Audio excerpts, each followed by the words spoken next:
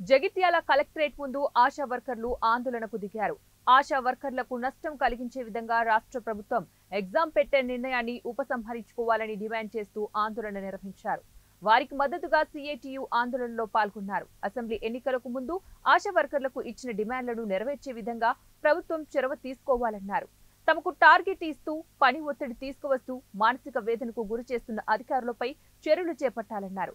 అసలే వేతనాలు ఆలస్యం చేస్తున్నారని అన్నారు. తమ సమస్యలను పరిష్కరించాలని డిమాండ్ చేశారు.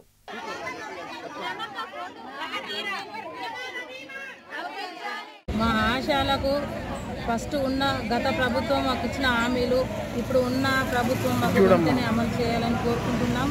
అట్లాగే మా ఎగ్జామ్ రద్దు చేయాలని కోరుకుంటున్నాం. 19 సంవత్సరాల నుండి చేస్తున్నాం కాబట్టి మాకు ఇప్పుడు ఎగ్జామ్ లేదు. ఇప్పుడు ఎగ్జామ్లు పెట్టి మమ్మల్ని ఇంటికి పంపించి తొలగించే ప్రయత్నం చేస్తున్నారు. దాన్ని రద్దు చేయాలి.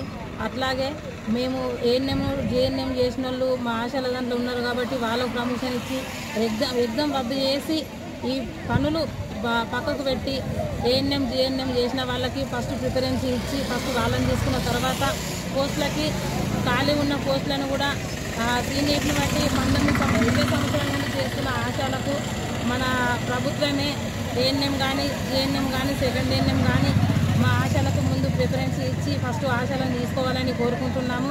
అట్లాగే మా ప్రతి నెల 5వ డేటు లోపల సాల్వే